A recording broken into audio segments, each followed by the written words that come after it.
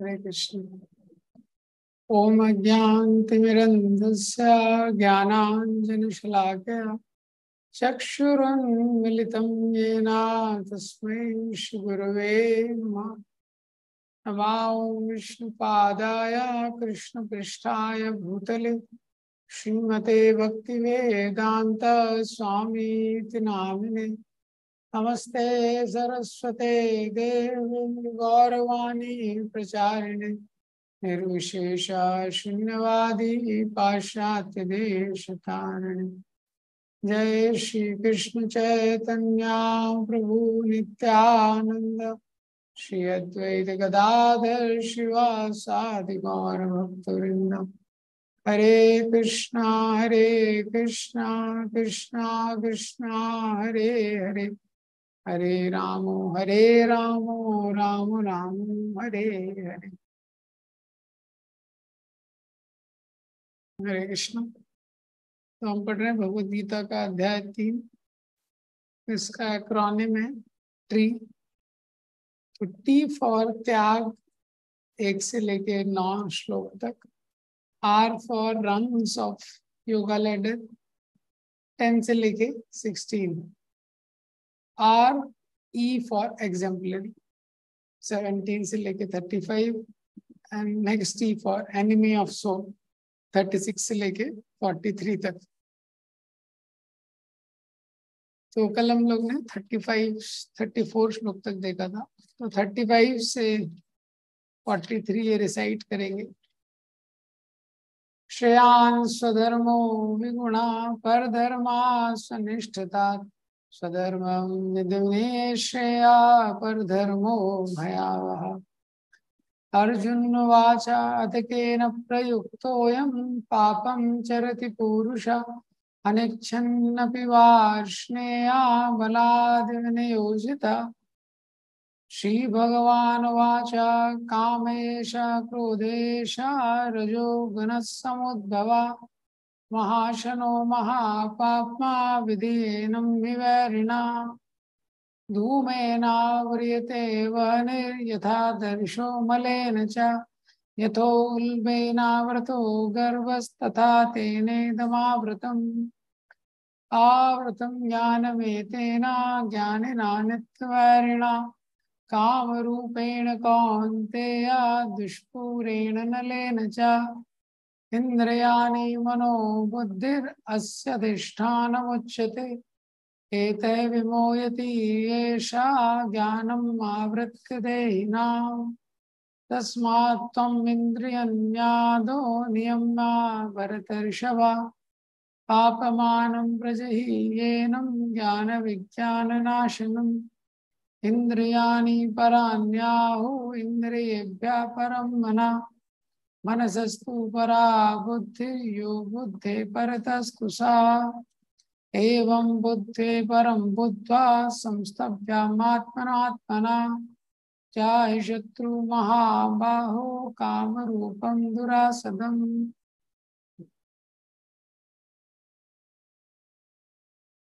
तो कल हमने 34 श्लोक तक देखा था। इसके आगे भगवान बताते हैं। तो 34 श्लोक में भगवान ने अर्जुन को बताया है कि राग और द्वेष के नियंत्रण में व्यक्ति को नहीं आना चाहिए। राग और द्वेष के। तो अर्जुन यहाँ पे प्रश्न करते हैं कि यदि कोई व्यक्ति राग और द्वेष के कारण अपने युद्ध के कर्तव्य का त्याग कर दे और जो दूसरों के लिए कर्तव्य दिए गए, जैसे ब्राह्मण के लिए दिया गया है अहिंसा, उस कर्तव्य का पालन करने लगे तो उसका क्या होगा। बलदेव विद्याभूषण इसमें लिखते हैं कि अर्जुन बोलते हैं कि आपने बोला है कि राग और द्वेष का त्याग करना है। हाँ, क्योंकि राग और द्वेष का त्याग जब हम करेंगे और धर्म में जो धर्म दिया है शास्त्रों में उसका पालन करना है, उससे क्या होगा, हृदय शुद्ध होगा। तो अर्जुन बोलते हैं कि शास्त्रों में तो दोनों प्रकार के धर्म दिए हैं। युद्ध करने का भी धर्म किसी लोगों के लिए बोला है और अहिंसा का धर्म भी दिया हुआ है शास्त्रों में। तो अगर मैं युद्ध करने वाले धर्म को नहीं पालन कर पा रहा हूँ तो मैं अहिंसा का धर्म पालन कर लेता हूँ, उसमें प्रॉब्लम क्या है? तो भगवान बोलते हैं श्रेयान स्वधर्मो विगुणा पर धर्मा स्वनिष्ठता स्वधर्मे निधनम श्रेया पर धर्मो भयावह। श्रेयान स्वधर्मो विगुणा, श्रेयस्कर है स्वधर्म का पालन करना। मतलब जो वर्ण और आश्रम के अनुसार हमारे लिए धर्म दिया है उसका पालन करना। विगुणा मतलब अगर उसमें कोई दोष भी है, जो व्यक्ति के लिए जो वर्ण और आश्रम के अनुसार धर्म निर्धारित किया है उसका पालन करना श्रेयस्कर है। अगर उसमें थोड़ी त्रुटि हो जाए या दोष हो तभी भी। पर धर्मात स्वनिष्ठिता, पर धर्म यानी किसी और के धर्म का पालन करना, स्वनिष्ठिता यानी एकदम अच्छे से पालन करना, परफेक्टली। तो भगवान बोल रहे हैं अपने नियत कर्मों को दोषपूर्ण ढंग से संपन्न करना भी अन्य के कर्मों को भली भांति करने से श्रेयस्कर है। दूसरी लाइन में बोलते हैं स्वधर्मे निधनम श्रेया, स्वधर्म का पालन करते हुए व्यक्ति का मृत्यु भी हो जाए। अर्जुन का स्वधर्म है क्षत्रिय होने के नाते युद्ध करना, तो युद्ध करते हुए मृत्यु भी हो जाए तो श्रेयस्कर है। पर धर्मा भयावह, और दूसरे के धर्म का पालन करना वो क्या है? भयावह। इस प्रकार से भगवान बताते हैं। तो अर्जुन को भगवान बोल रहे हैं कि वर्ण और आश्रम के अनुसार तुम्हारे लिए जो कर्तव्य है वो तुमको करना है, दूसरे के धर्म का पालन नहीं करना है। क्योंकि अर्जुन सोच रहे हैं ब्राह्मण के लिए जो धर्म दिया गया, तो ब्राह्मण का धर्म है अहिंसा, उस धर्म का मैं पालन कर लेता हूँ। क्षत्रिय का नहीं कर पा रहा हूँ तो ब्राह्मण का पालन कर लेता हूँ। तो भगवान बोल रहे हैं हर व्यक्ति के लिए जो धर्म दिया गया है उसको वो धर्म करना है। तो वैसे एक सिद्धांत से देखा जाए, भौतिक दृष्टि से अर्जुन क्षत्रिय हैं, क्षत्रिय को युद्ध करना चाहिए, और यही अर्जुन का साइकोफिजिकल नेचर है जिसका हमने कल जो डिस्कशन किया था। और आध्यात्मिक दृष्टि से भी देखा जाए तो अर्जुन को युद्ध करना चाहिए, क्योंकि कृष्ण की इच्छा है कि अर्जुन युद्ध करे। तो स्पिरिचुअली मटेरियली दोनों तरीके से अर्जुन के लिए युद्ध करना श्रेयस्कर है। भगवान यहाँ पे बोल रहे हैं किसी और को इमिटेट मत करो। तुम क्षत्रिय हो, ब्राह्मण के स्वभाव को इमिटेट मत करो, तुम अपने उसका पालन करो। तो जो ब्राह्मण है वो ब्राह्मण का धर्म पालन करे, जो क्षत्रिय है वो क्षत्रिय का धर्म पालन करे। ये तो दूसरे का धर्म पालन करना क्या बोला गया? ये भयावह है। तो अब यहाँ पे सिद्धांत क्या है, ये भागवतम में भी दिया गया है। जैसे मॉडर्न कल्चर में ऑलराउंडर का कॉन्सेप्ट है, मॉडर्न एजुकेशन है, इसमें हर व्यक्ति ऑलराउंडर बनना चाहता है। लेकिन जो वैदिक संस्कृति है उसमें ऑलराउंडर का कॉन्सेप्ट नहीं है। वैदिक संस्कृति में एवरीबडी गिव्स हिज बेस्ट, जो वो बेस्ट प्रदान कर सकता है वो करता है। और वर्णाश्रम का जो सिस्टम है वो भी किसी व्यक्ति के शोषण के लिए नहीं, वर्णाश्रम का सिस्टम भी इसलिए बनाया गया है जिससे हर व्यक्ति अपना बेस्ट दे सके। तो जो ब्राह्मण है वो नॉलेज दे रहा है, जो क्षत्रिय है वो प्रोटेक्शन दे रहा है, जो वैश्य है वो कमोडिटीज दे रहा है, और जो शूद्र है वो सेवा दे रहा है। ये दूसरे का पालन, दूसरे के उसका पालन नहीं करना चाहिए, दूसरे के धर्म का। तो दो स्टोरी इसके रिलेटेड बताई गई है। एक स्टोरी है कि एक बार एक व्यक्ति होता है, धोबी होता है। तो धोबी के पास एक कुत्ता भी होता है और एक डोंकी होता है, गधा भी होता है। वो धोबी उनका अच्छे से देखभाल नहीं करता है, लेकिन उनको खाने के लिए भी बहुत कुछ देता नहीं है ज्यादा, बहुत कठोर परिश्रम उनसे कराता है। तो वो धोबी के जो गधा और कुत्ता, डोंकी एंड डॉग, कठिन परिश्रम करते रहते हैं। बहुत समय निकल जाता है। एक दिन चोर धोबी के घर में आ जाते हैं, वो धोबी सो रहा होता है। तो जो कुत्ता होता है और जो गधा होता है वो देख लेते हैं कि ये इसके घर में तो चोर आ गया है।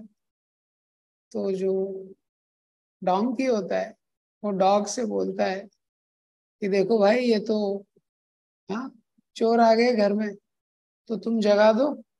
हाँ, तुम भौंकोगे तो वो मालिक जाग जाएंगे। ये तो कुत्ता बोलता है अरे मालिक तो हमको भूखा रखता है, अरे चोरों को चोरी करने दो, वही अच्छा है। तो गधा बोलते हैं नहीं नहीं, कभी तो उसने हमको खिलाया है, हमको कृतज्ञ रहना चाहिए, ग्रेटफुल रहना चाहिए हमको। तो डोंकी बोलता है मैं उठा दूंगा उसको। तो फिर डोंकी ही स्टार्टेड ब्रेइंग, और चोर भाग जाते हैं। लेकिन धोबी की स्लीप डिस्टर्ब हो जाती है, वो बहुत डिस्टर्ब हो जाती है उसकी स्लीप, और वो डोंकी को फिर छड़ी से उसकी पिटाई करता है। ये एक स्टोरी सुनाई जाती है। इसका भी सेम मॉरल दिया गया है कि जगाने का काम किसका है, डॉग का है, डोंकी का नहीं है। So one should do his own duty rather than imitating others duty. दूसरा स्टोरी है धोबी और डॉग का। एक धोबी के पास एक कुत्ता रहता है, एक गधा रहता है। तो जो कुत्ता रहता है वो धोबी का फेवरेट रहता है। जब भी धोबी आता है, अपने काम से वापस आता है, तो वो कुत्ता जाता है और उसके पाँव को टच करता है, धोबी के उसके बॉडी को लिक करने लगता है। आपने देखा है जो डॉग्स को रखते हैं ये। तो उसको देख के जो गधा था वो बड़ा उसका द्वेष हो गया। वो गधे को लगा ये तो कुत्ता है, ये फेवरेट होते जा रहा है। तो उसने सोचा ये जो कुत्ता है, जब भी धोबी आता है ये उसके पाँव के वहां पे जाता है, उसका बॉडी लिक करता है। बोले मैं भी यही करूंगा, यही टेक्निक है फेवरेट बनने की। तो अगले दिन जब धोबी आता है तो फिर कुत्ता चले जाता है, धो गधा चले जाता है, और वो गधा जाता है और धोबी के पाँव के वहां पे चले जाता है, फिर उसके ऊपर चढ़ने लगता है। तो वापस से उस धोबी को क्या है, बीट धोबी उसको बीटिंग देता है। एनीवेज ये स्टोरी तो बताई है इसके रिएक्शन में कि हर व्यक्ति का स्ट्रेंथ अलग अलग है, उसका नेचर अलग है, हमको इमिटेट नहीं करना चाहिए। तीसरा इंपॉर्टेंट लेसन इसमें बताया है, ये मॉडर्न एजुकेशन से कनेक्शन में, हम सब का अलग अलग स्ट्रेंथ है, अलग अलग स्ट्रेंथ है। तो इंग्लिश में जो सेइंग है, hard work is the key to success. तो हार्डवर्क ठीक है, लेकिन हर व्यक्ति को भगवान ने अलग अलग टैलेंट के साथ भेजा है। हर व्यक्ति के पास अलग अलग चीज। तो ब्राह्मण है वैदिक संस्कृति में, उसके पास नॉलेज का टैलेंट है। जो क्षत्रिय है उसके पास मैनेजमेंट और एडमिनिस्ट्रेशन का टैलेंट है। वैश्य के पास बिजनेस का टैलेंट है। और जो शूद्र है उसके पास सर्विस करने का टैलेंट है। और हर टैलेंट का उपयोग है ये। तो कोई भी व्यक्ति अच्छा काम कर रहा है, हम उससे मोटिवेशन ले सकते हैं।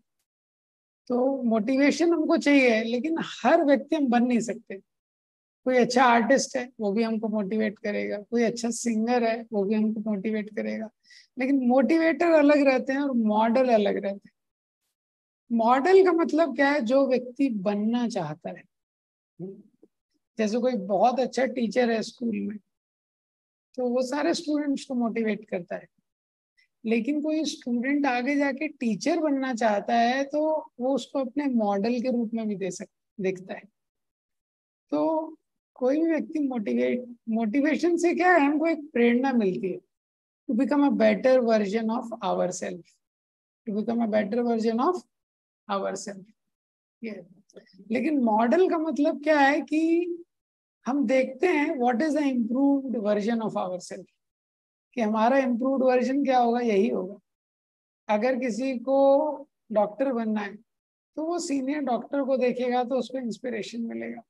लेकिन अगर उसको डॉक्टर नहीं बनना है तो वो उससे मोटिवेट हो सकता है, लेकिन उसका मॉडलिंग नहीं कर सकता है वो। तो ये इम्पोर्टेंट प्रिंसिपल है, स्पेशली गाइडेंस के रिगार्डिंग। आप देखते हैं ज्यादातर जो लोग होते हैं वो जब किसी को गाइड, जैसे किसी के पेरेंट्स डॉक्टर रहते हैं, तो जनरली वो अपने बच्चों को डॉक्टर बनाना चाहते हैं। उनको सारी फैसिलिटी देंगे, सब कुछ देंगे। ये इसी तरह पेरेंट्स ही डिसाइड कर लेते हैं कई बार कि बच्चे को क्या बनाना है।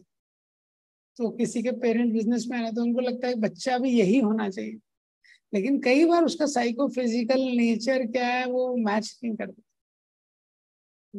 तो जब हम किसी को मोल्ड करने की कोशिश करते हैं, जैसे क्ले होती है, तो क्ले को मोल्ड किया जाता है, उसको कोई शेप दिया जाता है। लेकिन जो क्ले है वो कॉन्शियस नहीं है, तो उसको मोल्ड किया जा सकता है। ये तो जब भी कोई अपना इंटरेस्ट किसी और पे इम्पोज करना चाहता ये वो बहुत हेल्दी नहीं रहता। इसलिए जब पेरेंट्स इम्पोज करते हैं बच्चे अगेंस्ट हो जाते हैं जनरली। तो इसलिए गाइडेंस के रिगार्डिंग ये प्रिंसिपल बताया गया है, व्यक्ति को देखना चाहिए अपने आप को गार्डनर की तरह। जैसे गार्डनर होता है तो वो क्या करता है, जो सीड्स डालता है, जो बीज डालता है, उनकी प्रोटेक्शन करता है, बीज को वो नरिश करता है, लेकिन उसको मोल्ड नहीं करता। इसी तरह जिसको भी हम गाइड कर रहे हैं, we can help them, we can help them to become better version of themselves, to become a better version of themselves. जैसे गार्डनर है, वो बीज लेता है, बीज की देखभाल करता है, उसको नरिश करता है, लेकिन उसको मोल्ड नहीं करता है। ठीक है, अगर वो कमल का बीज है तो कमल का फूल खिलेगा, और रोज का बीज है तो रोज का बीज खिलेगा। ये जैसे कोई पत्थर से मूर्ति तराशता है, जो मूर्तिकार होता है, तो वो पत्थर से मूर्ति निकाल सकता है, लेकिन पत्थर के स्ट्रक्चर को चेंज नहीं कर सकता। कोई अगर ग्रेनाइट का स्टोन है तो ग्रेनाइट रहेगा, मार्बल है तो मार्बल रहेगा। ये तो ये यहाँ पे बताया है कि अपना धर्म करना श्रेयस्कर है।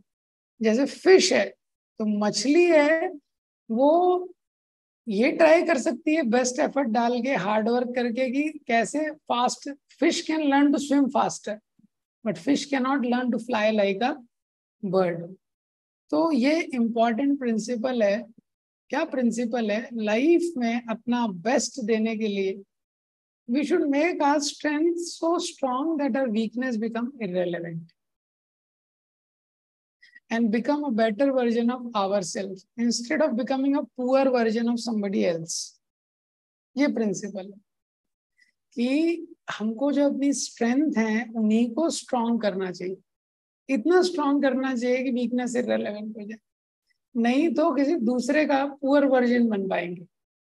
अभी जैसे किसी में सिंगिंग का बहुत ज्यादा सेंस नहीं है, तो अगर म्यूजिक का सेंस नहीं है तो कितना भी म्यूजिक क्लासेस उसका लगा दीजिए, वो बहुत स्पेशल सिंगर नहीं बन सकता है। At the most average level पे आ पाएगा वो।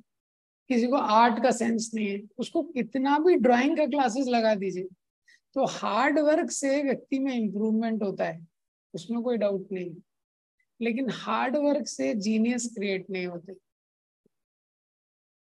वो क्या है, एक इनबॉर्न टैलेंट कृष्णा सबके अंदर देते। सो इसीलिए जो व्यक्ति का स्वभाव है उसके अकॉर्डिंग काम करने से it becomes very good, like that. तो भगवान अर्जुन को बोल रहे हैं स्वधर्म करो। तो ये तो मैंने प्रैक्टिकल एप्लीकेशन बताया। अब इसमें प्रभुपाद जी लिखते हैं, भौतिक दृष्टि से नियत कर्म मनुष्य की मनोवैज्ञानिक दशा के अनुसार भौतिक प्रकृति के गुणों के अधीन आदिष्ट कर्म है। आध्यात्मिक गुरु द्वारा कृष्ण की दिव्य सेवा के लिए आदेशित होते हैं। तो दो तरह के कर्म बताए, एक तो भौतिक कर्म और एक आध्यात्मिक कर्म। भौतिक कर्म जो उसके साइकोफिजिकल नेचर के अकॉर्डिंग दिए गए, और जो ब्राह्मण क्षत्रिय वैश्य शूद्र के लिए। आध्यात्मिक कर्म जो गुरु उसको बोल रहे हैं। आध्यात्मिक तथा भौतिक कर्म, भौतिक स्तरों पर ये कर्म भिन्न भिन्न हो सकते हैं, किंतु कर्ता के लिए किसी प्रामाणिक निर्देशन के पालन का सिद्धांत उत्तम होगा। तो चाहे कर्म भौतिक हो चाहे आध्यात्मिक हो, व्यक्ति का लाइफ गाइडेड होना चाहिए। प्रिंसिपल क्या है, चाहे कर्म भौतिक हो चाहे आध्यात्मिक हो, व्यक्ति का लाइफ गाइडेड होना चाहिए, इंडिपेंडेंट नहीं होना चाहिए। ये तो ये एक्सप्लेन किया है। अब थोड़ा नीचे आके, किंतु जब मनुष्य प्रकृति के गुणों को लांघकर कृष्ण भावनामृत में पूर्णतः लीन हो जाता है, तो वह प्रामाणिक गुरु के निर्देशन में सब कुछ कर सकता है। भगवान बोल रहे हैं कि प्रभुपाद जी इसमें लिखते हैं, जब वो व्यक्ति फुली कृष्ण कॉन्शियस हो जाता है, तब ब्राह्मण क्षत्रिय का भी काम कर सकता है, क्षत्रिय वैश्य का भी कर सकता है, तब कुछ भी कर सकता है।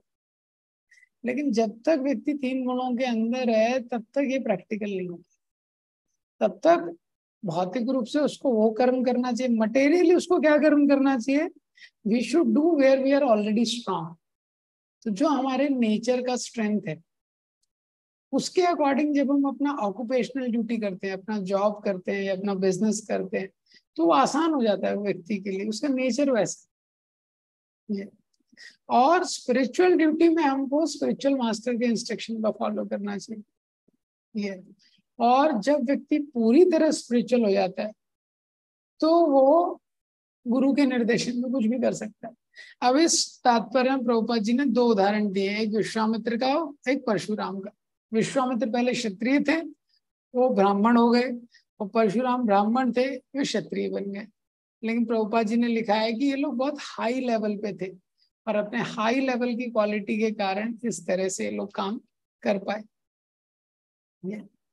अब यहाँ पे प्रश्न अर्जुन करते हैं कि ये तो ठीक है, तो जो 34 श्लोक आपने बताया है कि राग और द्वेष के उसमें नहीं आना चाहिए, तो कोई भी व्यक्ति जब ये सुनेगा और उसको लगेगा कि ठीक है कि अब तो मैं डिटरमाइंड होके अपनी ड्यूटी करूंगा, ये अपने राग और द्वेष को नियंत्रण करके शास्त्रों के अनुसार मैं अपना कर्तव्य करूंगा।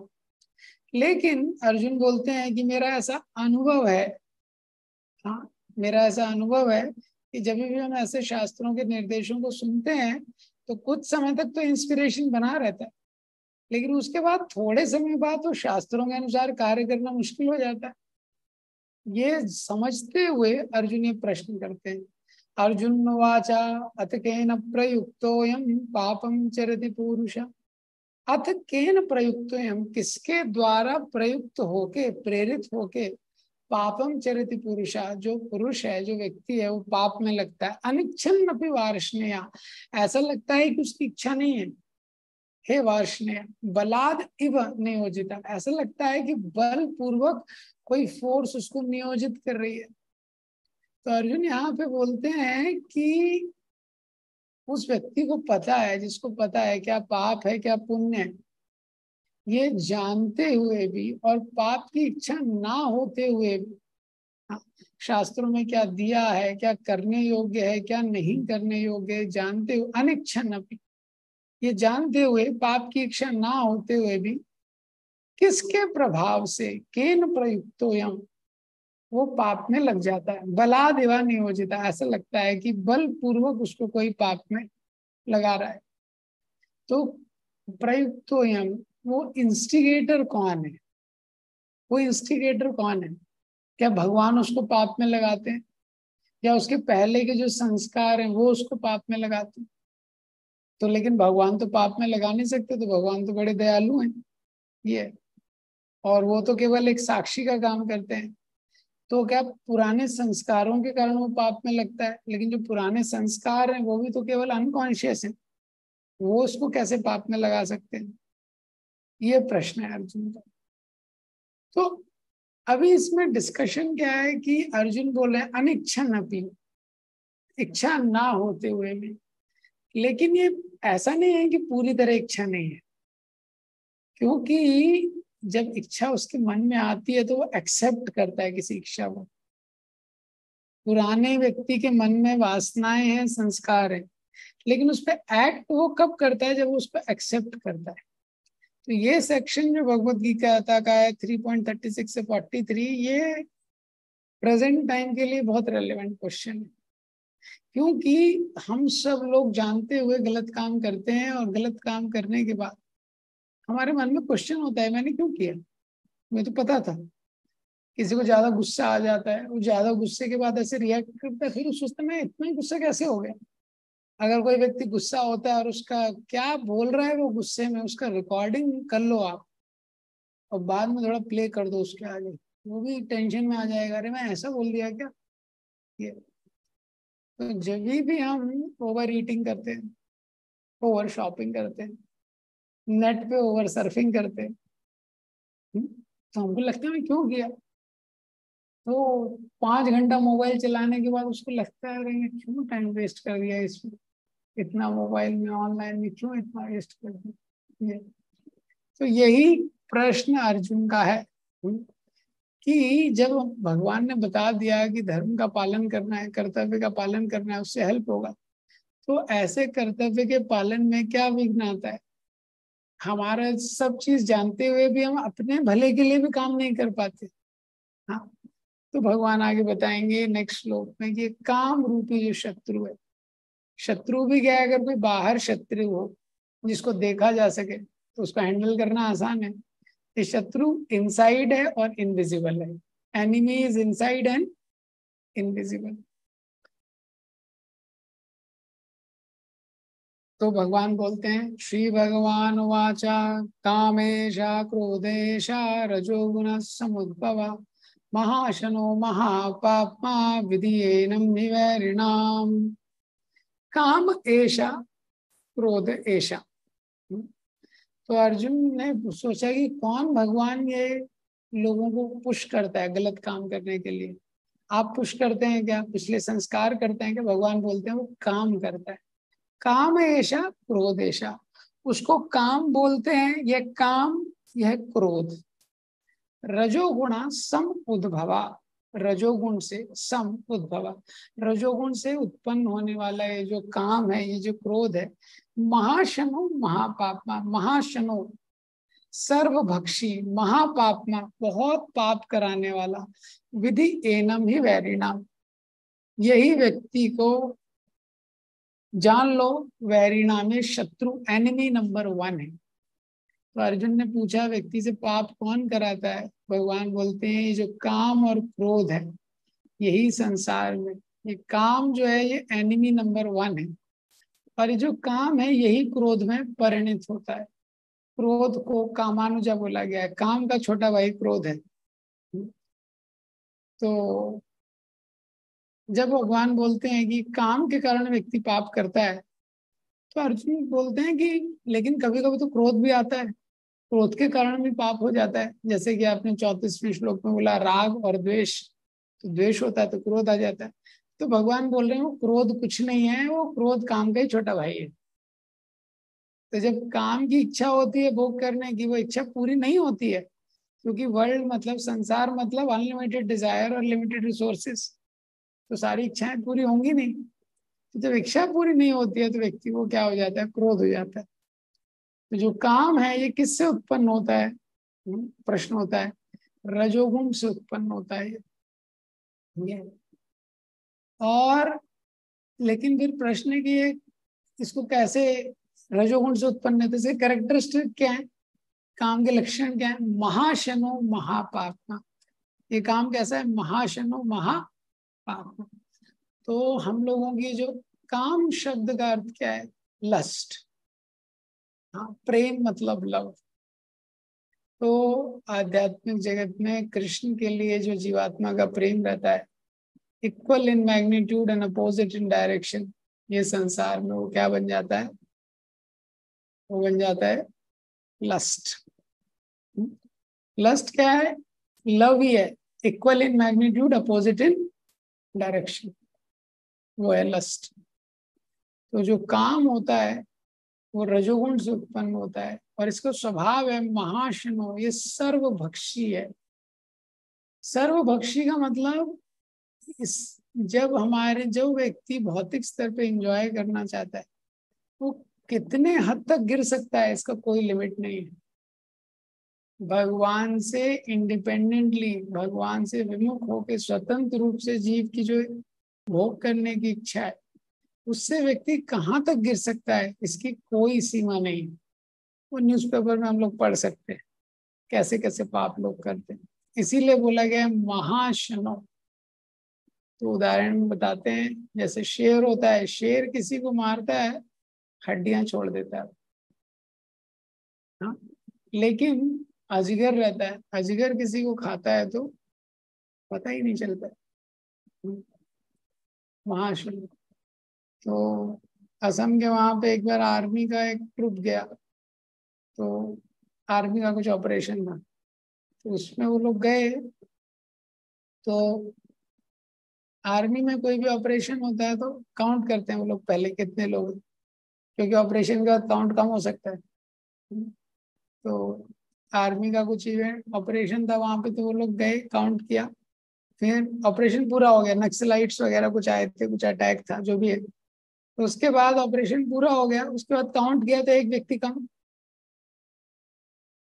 और देख रहे हैं कुछ डेड बॉडी नहीं दिख रहा है, कुछ नहीं दिख रहा है, समझ नहीं आया उनको। फिर बहुत सर्च किया, एक व्यक्ति कम कैसे हो गया, फिर आसपास वहां पे देखा, तो वहां पे एक अजगर था, अजगर। तो वो व्यक्ति कहाँ था, अजगर के अंदर। तो लस्ट कैसा है, अजगर की तरह है, महाशनो, सर्वभक्षी।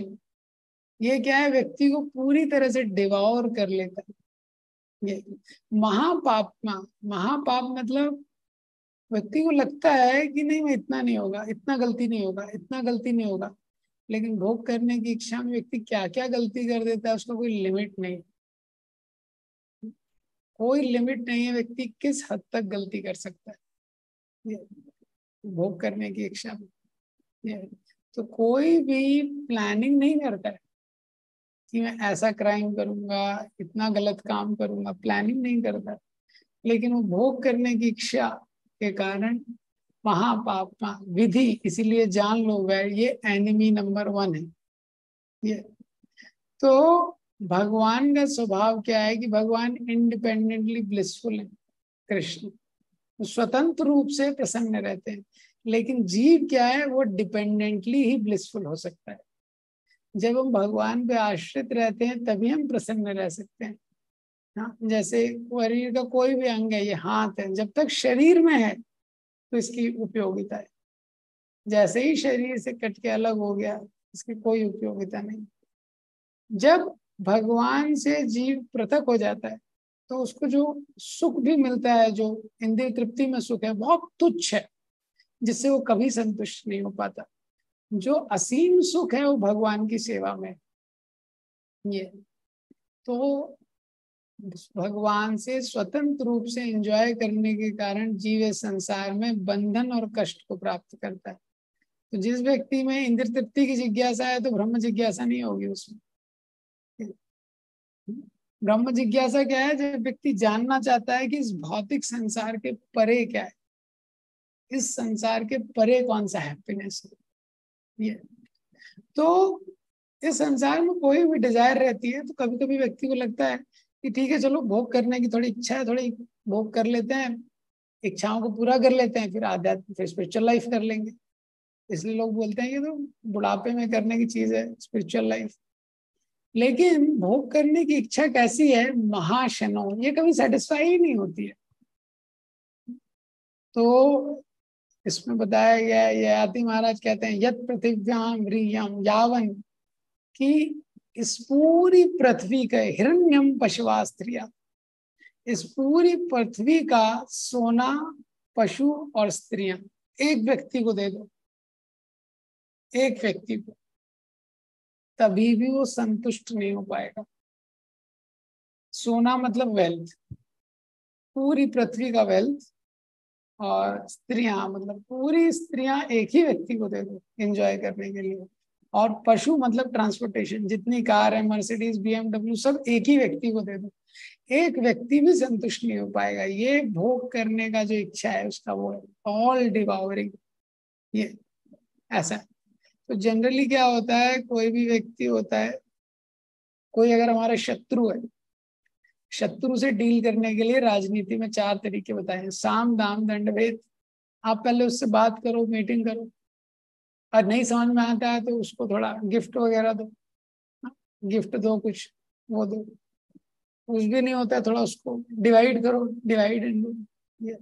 लेकिन ये ऐसा शत्रु है, दंड के अलावा, इसके अलावा और कोई तरीका नहीं है। हाँ, जो काम है दंड के अलावा, आप सोचो इसके साथ नेगोशिएट कर लिया जाए थोड़ा, हाँ, तो आपको लेके डूब जाएगा ये। आप सोचो इसको थोड़ा गिफ्ट कर दें, इसको थोड़ा फुलफिल कर दें, तो वे भी संतुष्ट नहीं होगा। इसीलिए बोला गया महापाप, महापाप, lust is worse than our worst enemy. तो सबसे बड़ा जो शत्रु है वो जीव के अंदर ही है। इसलिए बोला गया है lust is like a black hole, जो फिजिक्स में ब्लैक होल होता है, तो उसकी ग्रेविटी इतनी स्ट्रांग होती है, वहां पे कुछ भी जाएगा वो चला जाएगा, लाइट भी उसके अंदर चली जाती है, तो वो पता ही नहीं चलता। हाँ, तो कितना चीज उसके अंदर जाएगा कोई लिमिट ही नहीं। तो ऐसा है ये लस्ट, व्यक्ति को खत्म कर देता है। अब ये जो लस्ट है, ये जो भोग करने की इच्छा है, हाँ, प्रभुपाद जी ने तात्पर्य में बहुत सुंदर तरीके से बताया है कि किस तरह से भौतिक बंधन का कारण है ये जो लस्ट है। प्रभुपाद जी दूसरे तात्पर्य में लिखते हैं कि जीव के पास आंशिक स्वतंत्रता है। इस स्वतंत्रता का दुरुपयोग करके जब वे सेवा को इंद्रिय सुख में बदल देती हैं तो वे काम की चपेट में आ जाती। तो भगवान ने जीव को एक माइन्यूट फ्री विल दी है। किस लिए दी है? कि मेरी सेवा में लगे। पर उसी स्वतंत्रता का उपयोग करके जीव जब भोग में लग जाता है तो फिर क्या हो जाता है? वो काम की चपेट में आ जाता है। अब ये काम का जो लेयर्स है, काम के आवरण की 3 कोटियां, ये अगले श्लोक में बताए हैं। धूमेनाव्रियते वह्निर् यथादर्शो मलेन च यथो उल्बेनावृतो गर्भस्तथा तेनेदमावृतम्। धूमेन आवृयते वह्निर्, जैसे जो आग है वो धुएं से कवर रहती है। यथा दर्शो मलेन च, जो दर्पण है मल यानी धूल से कवर रहता है। यथा उल्बेना आवृतो गर्भ, ये, और जो बच्चा है गर्भ के अंदर वो गर्भ से कवर रहता है।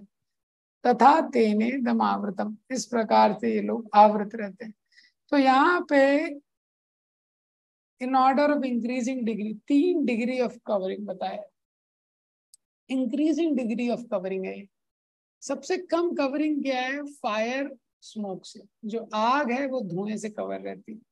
ये सबसे, ये कवरिंग का नेचर कैसा है? ये थिन है, पतली है और पेनिट्रेबल है। दूसरी कवरिंग बताइए, डस्ट, मिरर जो है वो डस्ट से कवर रहता है। ये कवरिंग है, ये थिक है और डिफिकल्ट टू पेनिट्रेट, इसको पेनिट्रेट करना आसान नहीं है। और जो चाइल्ड है वो वूम से कवर रहता है। ये जो कवरिंग है ये सुपर थिक है और ये बहुत मुश्किल है इसको पेनिट्रेट करना। प्रभुपाद जी ने तात्पर्य में बताया है, आग धुएं से कवर है, ये तुलना किया गया है मनुष्य से। मनुष्यों की जो चेतना है वो कैसी है? जैसे आग है वो धुएं से कवर। और जो पशु है, एनिमल्स की चेतना कैसी है? जैसे जो दर्पण है वो धूल से कवर। और जो प्लांट्स, जो वृक्ष आदि हैं, उनकी चेतना कैसी है? जो चाइल्ड है वो वूम से कवर है। तो ये श्लोक में क्या बताया जा रहा है कि जो काम है, ऐसा नहीं है कुछ लोगों का शत्रु है, ये सबका शत्रु है। चाहे वो प्लांट्स हो, चाहे एनिमल्स हो, चाहे ह्यूमन हो सबके ऊपर एक काम का शत्रु काम कर रहा है। तो ये सबका शत्रु है। तो अब क्या है, इसका इम्पोर्टेंट चीज क्या है कि जो व्यक्ति का लाइफ है, अब इसमें ह्यूमन लाइफ की तुलना की गई है, आग धुएं से कवर है। तो जो आग रहती है, जब वो धुएं से कवर रहती है तभी भी क्या है, आग का हीट और लाइट परसीव हो जाता है। आग के साथ धुआं आता है लेकिन फिर भी थोड़ा लाइट आता है और हीट भी आता है। लेकिन जो दर्पण रहता है, जब वो डस्ट से कवर रहता है तो दर्पण में आप अपना रिफ्लेक्शन नहीं देख सकते, लेकिन आप दर्पण को देख सकते हैं, मिरर को देख सकते हैं, रिफ्लेक्शन नहीं देख सकते। लेकिन बच्चा जब गर्भ के अंदर रहता है तो ना तो वो मूव कर सकता है, ना उसको कोई देख सकता है। तो ये क्या है? इंक्रीजिंग लेयर ऑफ कवरिंग है। तो लोएस्ट लेवल ऑफ कवरिंग क्या है? आग धुएं से जब कवर है, इसकी तुलना की गई है मनुष्य से। तो आग के ऊपर धुआं रहता है, लेकिन जैसे जिसको चूल्हे में कुकिंग करने का अनुभव है तो वो क्या है, धुएं को साइड में कर सकता है और आग का उपयोग कुकिंग के लिए कर सकता है। इसी तरह प्रभुपाद जी बोलते हैं कि जो expert spiritual master is expert to blow and convert it into fire. जो स्पिरिचुअल मास्टर है वो क्या है, एक ऐसे एक्सपर्ट व्यक्ति की तरह है जो धुएं को हैंडल करना जानता है और जो कृष्णा कॉन्शियसनेस की फायर उसको अब्लेज कर सकता है। तो क्या है, मनुष्य जन्म में एक अवसर है। प्रभुपाद जी इंग्लिश में लिखते हैं, there is a slight chance in human form of life. Guarantee नहीं है मनुष्य जन्म में, लेकिन एक अवसर है कि हम कृष्ण भावनामृत को विकसित कर सकते हैं। मनुष्य की विकसित चेतना है। जो पशु हैं उनके पास बहुत कम अवसर है। जैसे जो दर्पण है उसके आगे धूल है, दर्पण के ऊपर 10 किलोमीटर धूल की लेयर है, उसको हटाना आसान नहीं है। और जो वृक्ष आदि हैं उनके लिए लगभग असंभव है, आप देख भी नहीं सकते, वो चल भी नहीं सकते, कुछ फीलिंग ही नहीं। ये तो ये जो लस्ट है ये कवर कर लेता है व्यक्ति को, जैसे धुआं अग्नि को कवर करता है, जैसे जो डस्ट है वो दर्पण को कवर करती है। ये तो अभी क्या होता है कि ये जो कवरिंग है इससे क्या हो जाता है कि हम लोग भूल जाते हैं, बेसिकली स्पिरिचुअल फॉरगेटफुलनेस हो जाता है। भगवान की दो शक्तियां रहती हैं, तो माया दो तरीके से काम करती है, एक होती है आवरणात्मिका और एक होती है प्रक्षेपात्मिका। आवरणात्मिका शक्ति मतलब आवरण, वो कवर कर लेती है, ढक लेती है। प्रक्षेपात्मिका शक्ति मीन्स जो धक्का देती है। तो आवरणात्मिका शक्ति जब कवर कर लेती है तो व्यक्ति फॉरगेटफुल हो जाता है। जैसे किसी आंखों के आगे पट्टी लगा दी तो वो देख नहीं पाएगा, इसी तरह जीव ये नहीं देख पाता है कि मैं भगवान का दास हूँ, मेरा ये स्वरूप है, फॉरगेटफुल हो जाता है। और प्रक्षेपात्मिका शक्ति जो है वो पुश करती है। तो प्रक्षेपात्मिका शक्ति से व्यक्ति जो मटेरियल इल्यूजन है उसकी ओर अट्रैक्टेड हो जाता है। जैसे कोई मूवी थिएटर में मूवी देखने जाता है तो दो स्टेज में उसका इल्यूजन काम करता है।